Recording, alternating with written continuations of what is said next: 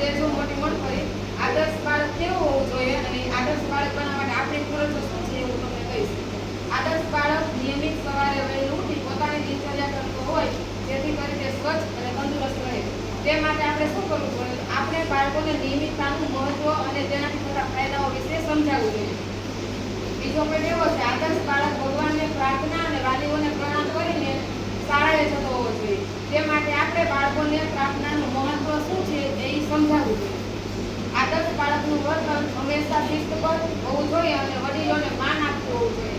એટલે આપણે જો બાળકોની સામે બીજા સાથે રિસ્પેક્ટથી રહેશું તો બાળકો આપણે જોઈને એવું શીખશે. આદર્શ બાળક અભ્યાસમાં દરેક પ્રવૃત્તિમાં રુચિ ધરાવતું હોવું જોઈએ.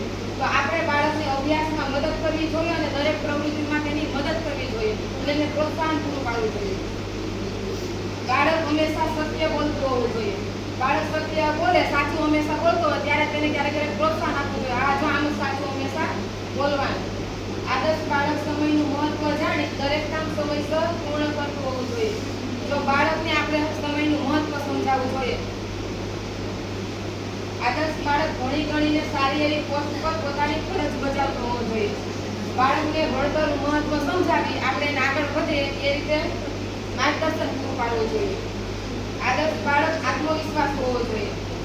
બાળકને પોતાના ઉપર વિશ્વાસ રાખે તે માટે આપણે એને સમજાવવું જોઈએ.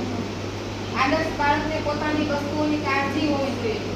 બાળકને શીખવવું જોઈએ કે પોતાની વસ્તુઓને હંમેશા સાચવીને રાખે, તોડે નહીં. આદર્શ બાળક કોઈ પણ અપેક્ષા વગર બીજાની મદદ કરવા આગળ હોવું જોઈએ. તો આપણે પણ એકબીજાની હંમેશા મદદ કરતા રહેવું જોઈએ. જે જોઈને બાળક આપણું અનુકરણ કરે અને બીજાની મદદ કરે.